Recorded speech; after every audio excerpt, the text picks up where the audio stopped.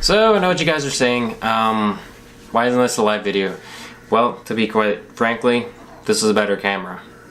So I'm going to be doing an unboxing, as you guys have requested, of all the stuff that I'm building my new system with. Keep in mind, I will be still reusing a couple things off of my old system. So that's both my Blu-ray drives, my multi-SD card reader, and of course my numerous hard drives.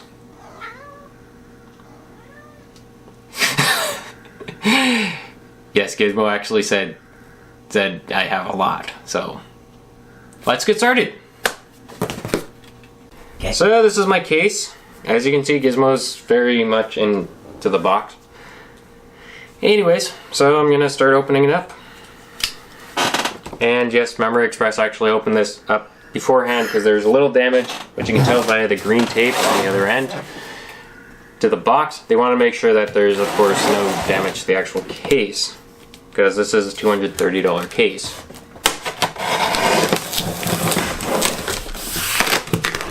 Safety first. You know, it'd be hilarious if I end up cutting myself in the process of opening the box. It'll be hilarious and fast. Because then you'd have blood in the video. Yeah, it wouldn't be the first time. Alright, now comes the fun part. Trying to figure out how to actually pull this out of the box.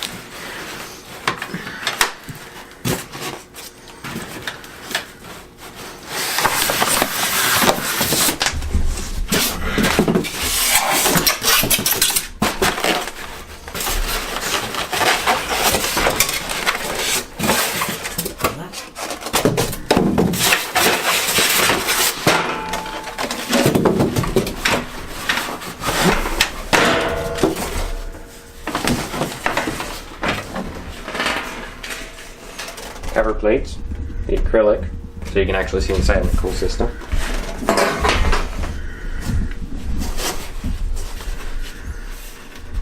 But yeah, you can pause it now. Yeah, I know. You can still pause it though. I'm gonna probably do some minor editing so that it's not super long. Yeah, because it's still rolling. It's rolling right now? Yep. Just press the record button right now. Okay, so the next thing I'm going to be opening up is, of course, my motherboard, which is that. This is what I've decided to go with. Tried and true, I've used Asus quite a few hundred times on many client boards, not to mention also my own personal builds.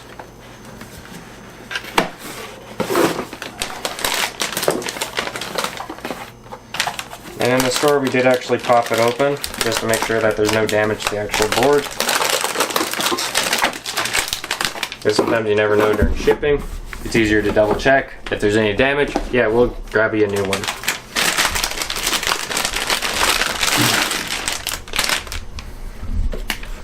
But that's the entire board. Now, this is an eATX board, so it's actually bigger than your standard ATX. You want to make sure when you end up buying your own board or your own case, you want to make sure it can fit in eATX. eATXs are a lot bigger. Now, generally speaking, what I like to do is install the processor before I connect the power and everything else. Which I chose to go with this guy, which is the Threadripper from Ryzen 1900X.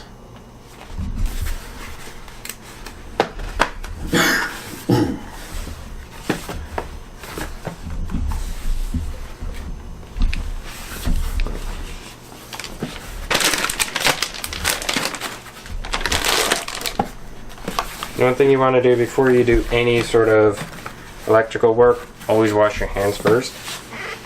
And there's a couple of reasons for this. Come on, unlock for me. First off, you want to make sure that you're not going to get any static or dirty fingers on any of the connections. At the same time, you also want to make sure that your hands are nice and clean so that you're putting it together in the most idealistic way.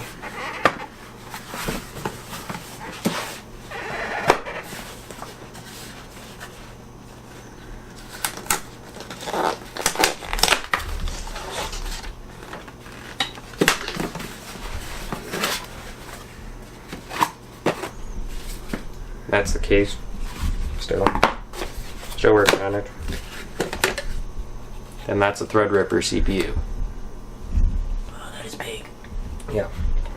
Now this one's actually very unique because this one actually has special tools that need to be used. They're actually supplied with the Threadripper CPU.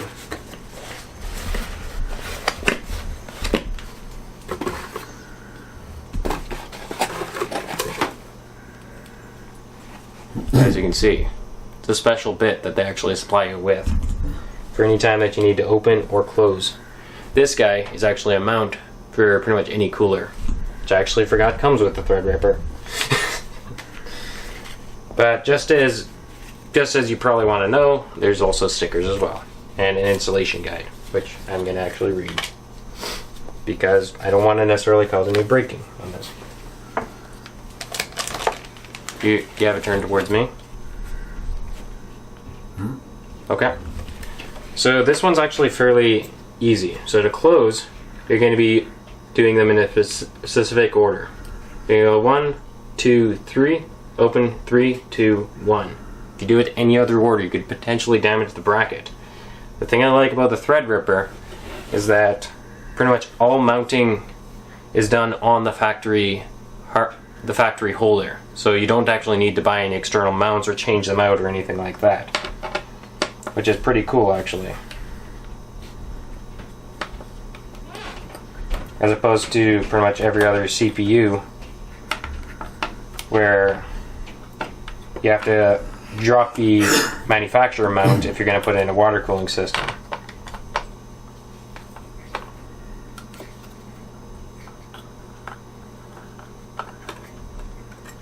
As you can see, it pops open.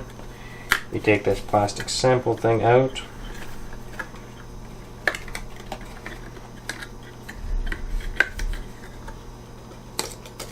Slide that guy out. Take the LAN cover off. So if you've seen any other AMD product, this is the first time that they've used what's known as an LGA, or land grid array. So basically meaning the actual pins are not on the actual CPU, but the actual socket itself. And currently they only use this in the actual Ryzen Threadripper series, not on the AM4s.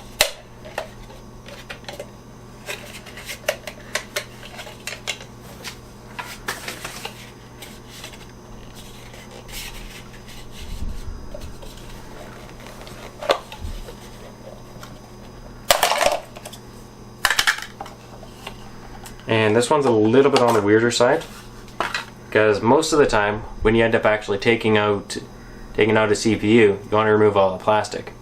When you're installing it, you actually want to keep the plastic surrounding it, because that actually goes in part of the shield. As you can see, there's kind of two rails over here.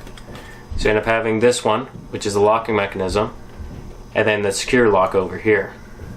So these arms actually go inside that locking mechanism. Put the processor face up. Be very gentle. Make sure that's locked in. And then we install it the way that it says right on there. So you go 1, make sure that's locked in.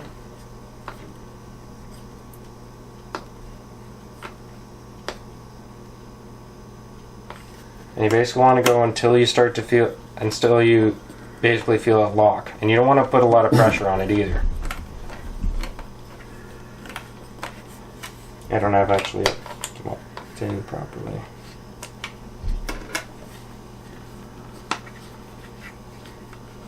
There we are.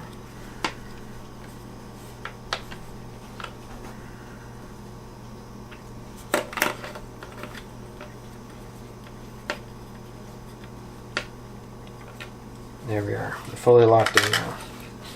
So as you can see, it's now officially installed. So next thing we're going to want to do is we're going to want to install our water cooled. Or actually we can probably ground the board now. So what grounding the board basically means is I'm going to actually install this into the case. But you want to make sure you end up getting all of these screw all these screws properly mounted on your board. Otherwise, you end up having a very difficult issue sometimes to diagnose. And that can simply mean the factor that your board's not grounded properly. And believe me, that's an annoying problem to have. I've had to deal with those quite a few times in my earlier days.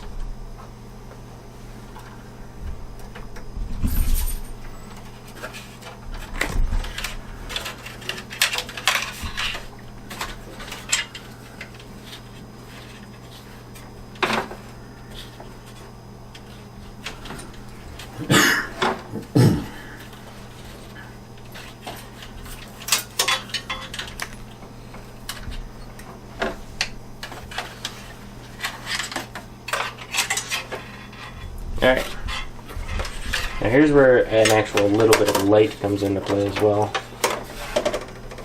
It makes mounting it a whole lot easier.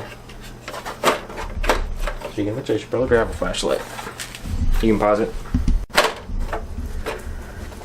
So making sure your bolts end up all lining up. This is where the flashlight comes into play.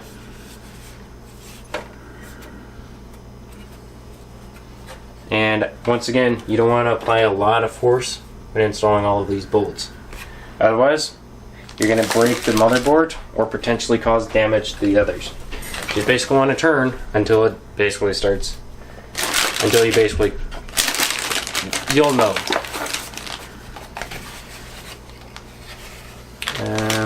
Pause it. Sometimes I hate Ziploc bags. Zip ties come in handy for cable management for all those critics out there. And then of course the screws. Now generally speaking, what I recommend to anybody that's building a computer, double check which size you end up actually needing before trying to install it. Also, your battery's almost dead. Really? Almost. 1 bar left. Okay. Well, if it's such an issue, there is actually a charger plugged in already. Okay. Yeah. No.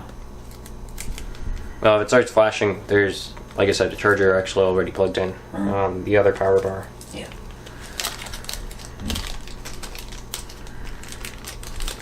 It's just saying 1 bar, so you're good now. Yeah. I figured I'd give you a heads up at least.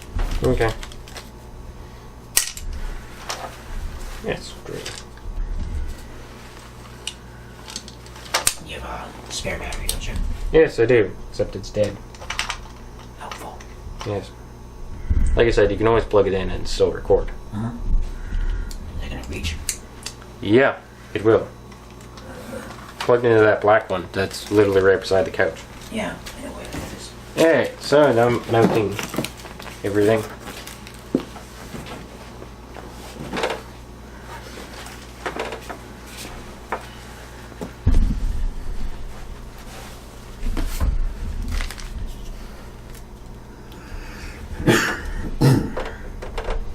This one thing, having a very small screwdriver, just big enough to actually do the job, comes in handy.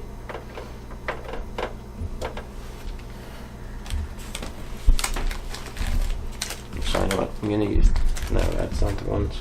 This is the ones I need to use.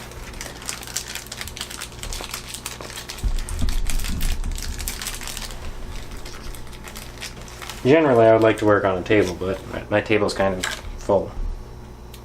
Oh shit. As usual.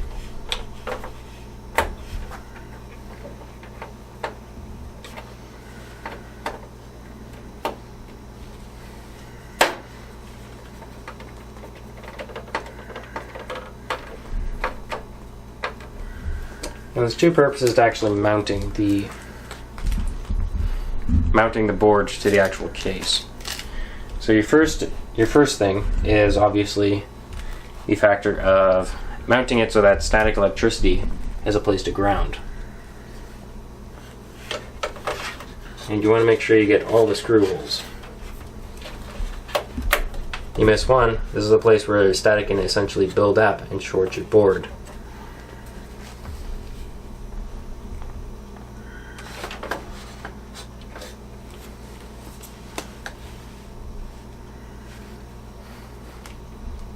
And the other big reason that it's important to mount your board is when things are spinning very fast, like a fan for example, you end up having a lot of potential areas for movement. This restricts that area of movement. So therefore it's not going to be coming loose or anything like that.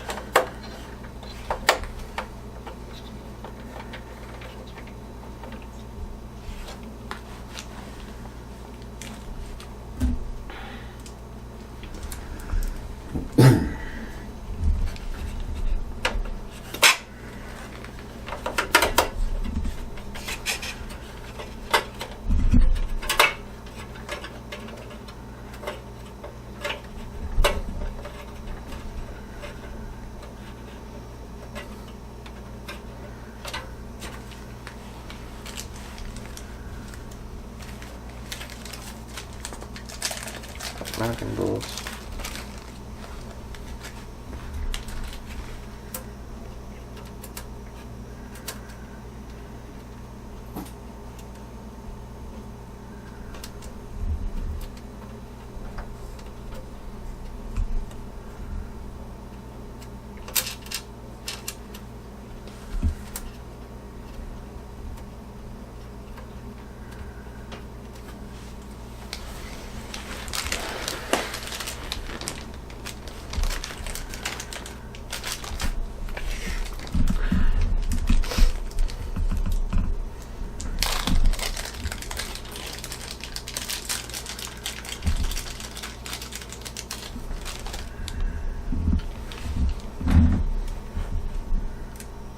I just have one more screw that I have to actually mount. Which I dropped that. Having magnetics also helps as well. Now keep in mind, it's a common misbelief that having a magnetic tool on a CPU or anywhere around it can cause a lot of damage. And the common misbelief is that they carry a small itty bitty magnetic charge, and this can cause shorts and whatnot. This is something that has been proven false by not only Linus Tech Tips, but many other people out there as well. And the reason being is because when I'm installing things like, for example, this, and everything that you're seeing right now, I don't have the power supply hooked in.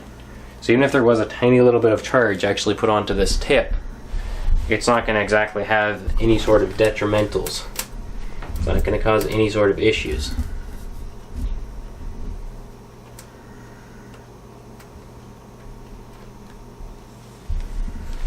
Yeah, I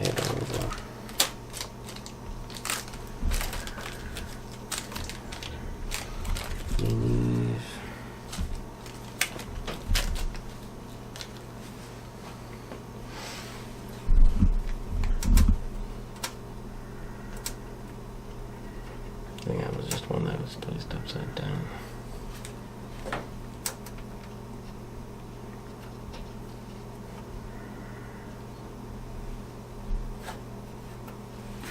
No, that's a spacer. Okay.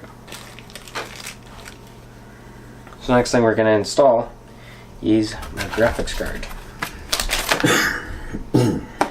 which is right over there.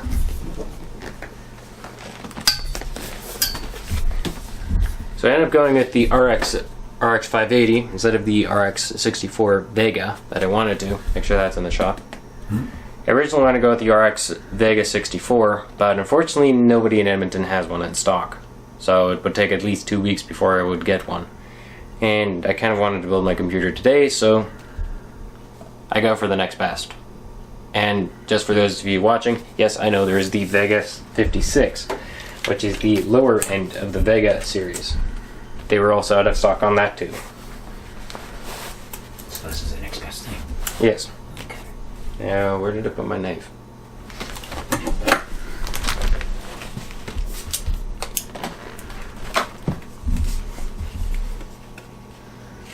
Now, a lot of you are probably going to be mentioning the fact that I'm using a 1900X when there is more powerful available. It's out of my price range, unfortunately. The the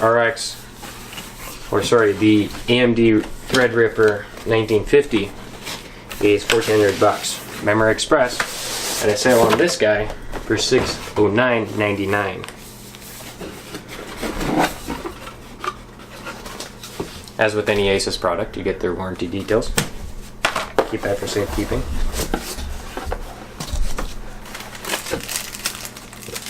Banding for cable management.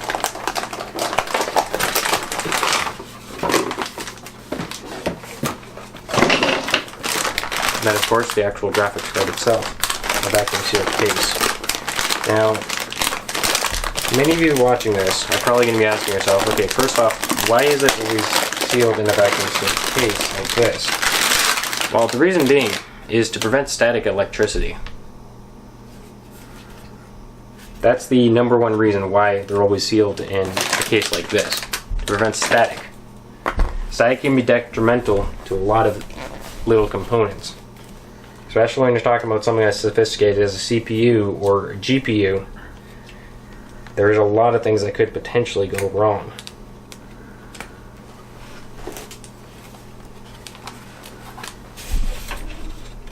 In the shipping process. And this is my first personal computer that actually didn't have the pull things. I have a screw down instead. So you're just replacing that fan with the other one? You're just replacing that fan with the other one, right? No, I'm not replacing the fan. Oh. No, the fans are staying. Basically what I'm doing is I'm taking out this little panel. Oh, I see. Yeah.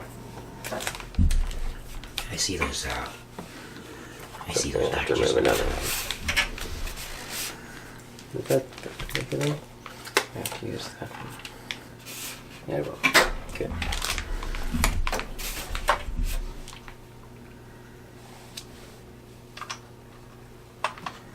Yeah, I gotta find that other missing bit. If I can.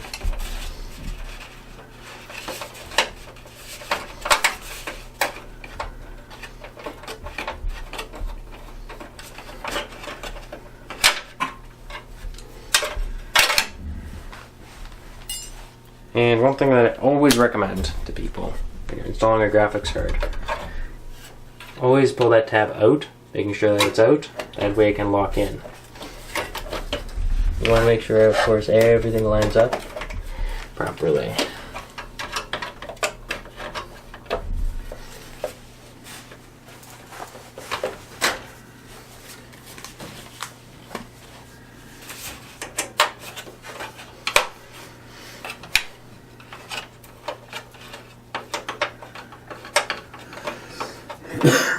And also what I recommend to a lot of people is measure 16 times and assemble once.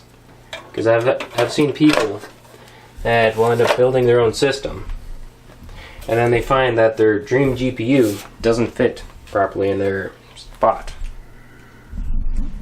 I know people that have done that. That's why whenever I actually price out a new system, you'll see me measure hundreds of times to make sure that everything can fit comfortably. That's also one of the reasons why I do also disassemble my case so that I can actually reinstall everything and reseat everything.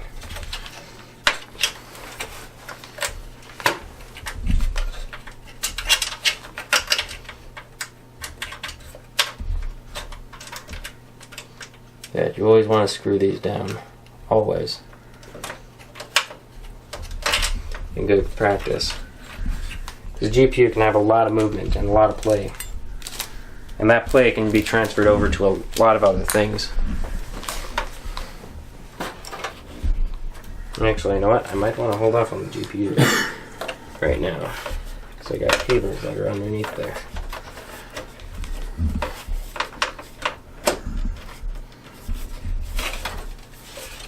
Come on. And of course my GPU don't want to come out. There we are.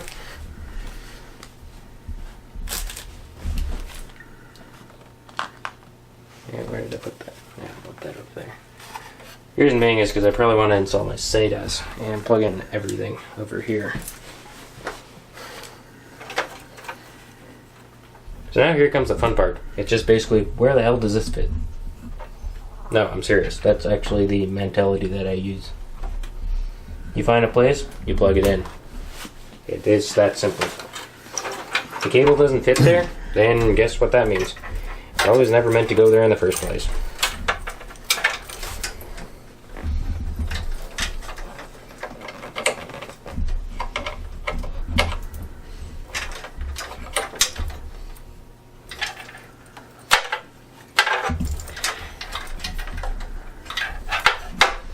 I'm going to have to do some adjustments on the back.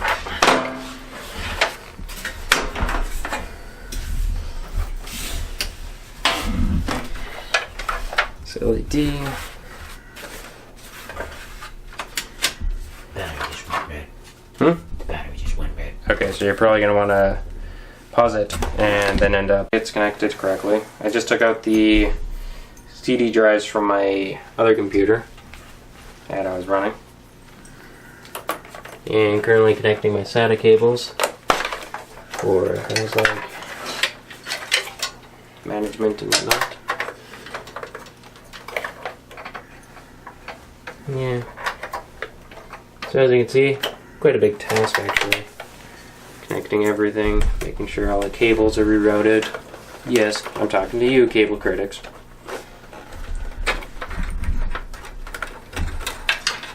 You know who you are.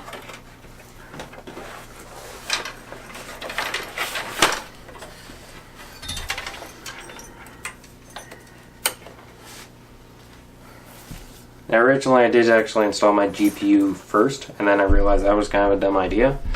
So that's why you see me connecting all my SATAs right now, as opposed to doing it later.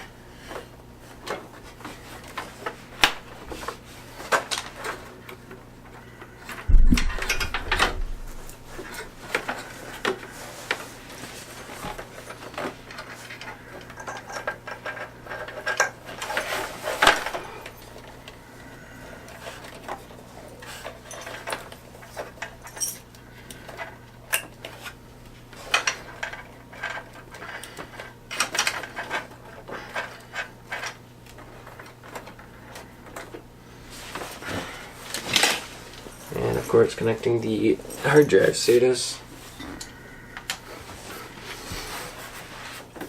Yes, I know in terms of speed, technically speaking, SATA is actually pretty slow.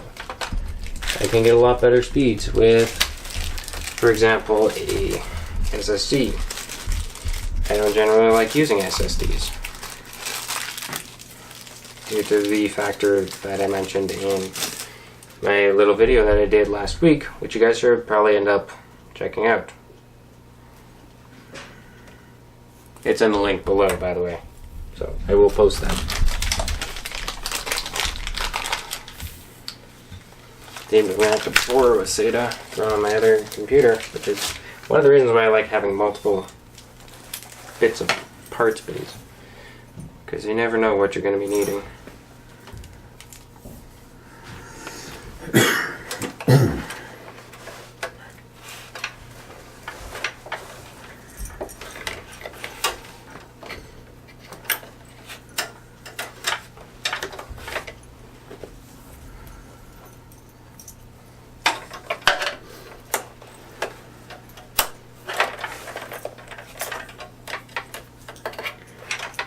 So one interesting question that I did have, or at least I've been asked quite a lot of times, is SATA faster than USB?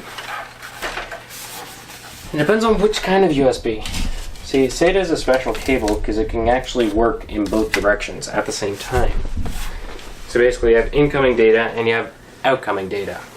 As opposed to USB, at least until 3.0, you can USB 3, or USB was originally just able to do one direction at a time, as opposed to being able to do multiples.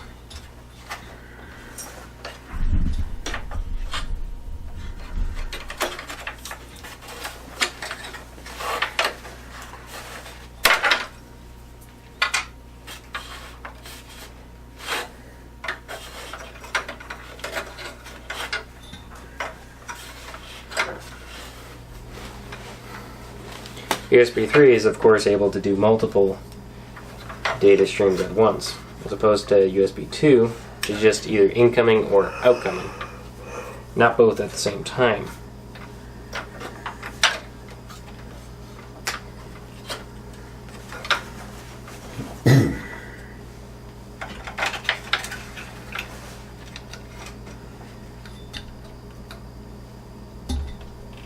You can cut it